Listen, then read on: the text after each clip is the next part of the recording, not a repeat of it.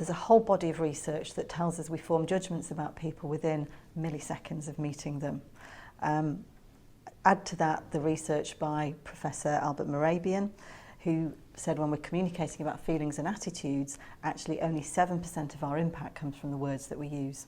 38% comes from what we talk about as the music, the pitch, the pace, the tone of our voice, and 55% from all of our non-verbals. So if we think about the impact of our message, then we really need to pay attention to everything else that we're giving rather than just the words. So we're just going to explore a few strategies here to help people think about that. Again, a bit of planning never goes amiss. Typically when people are addressing an audience, they'll do lots of research into their audience and they'll invest a huge amount of time probably preparing a PowerPoint deck, and they'll think about the message that they're wanting to convey through their slides. And you know, if that's your habit, great. Be sure to watch Don McMillan's YouTube clip on the most common PowerPoint mistakes. That's pretty entertaining, but very close to the truth. So, but people do spend a lot of time preparing slides and notes to accompany the slides. But given the research I've just quoted, really we should spend at least a proportionate amount of time thinking about what message do we want to convey through the rest of our non-verbals. And really, I think if you ask yourself the questions, what messages do I want people to take away? What decisions am I hoping to achieve? And what's the best outcome from this interaction? That will help us think about the non-verbal messages that we also want to transmit. So planning what you want to have, what impact you want to have is the first thing. The next thing is to make sure your actual behaviour is aligned with that. And there's lots of guidelines and videos out there to help you look at what message certain gestures and expressions might actually give. They're all related to things like facial expression, eye movement, posture, hand movements. I've been doing a lot of that. I have been accused of being a bit like Julie Andrews at times, so I'll try and contain that a little bit. And the pitch, pace and tone of your voice. So there's lots of research out there that you can go look at. And I think for me, it's just important to think, well, actually, what do I want to do? Do I want to appear warm and empathetic? Do I want to be assertive and influential? Or do I want to be passionate and energetic as well? So what message do I want to convey is really important. The other thing that's really important is to be alert as to when people might be watching you. Typically, people are conscious of this when they've maybe got the floor, maybe when they're at the front of a meeting room, when they're doing a presentation.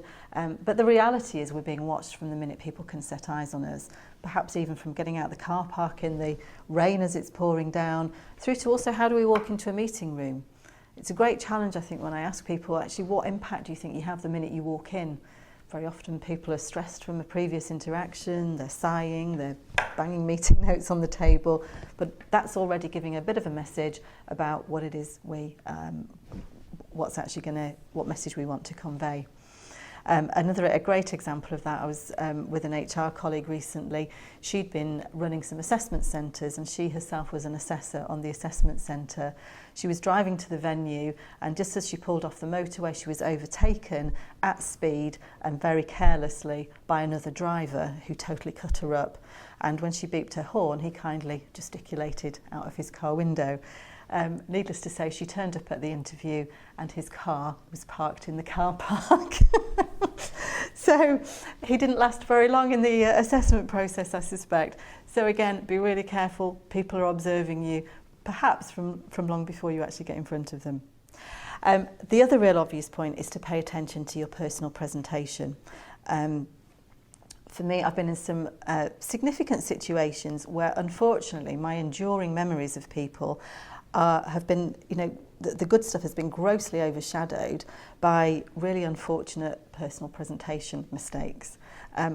One that really sticks out is I went to when I'd first set up my business, I went to a speed networking event with other business owners. It was in quite a small room, there was a lot of people, it was quite noisy, so you're kind of having to lean in quite close just to hear what the other person was saying.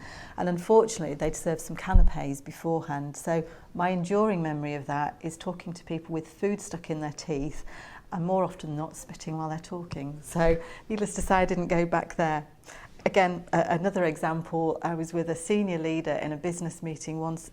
Tea and coffee and biscuits was served. He picked up a custard cream, bit the top off, licked the cream out, and then digested the rest. And what he didn't digest was left in his beard. And you just think, actually, that's not a great impression. And he was a great, he had a lot of really good, clever thinking, but that's what's left with me.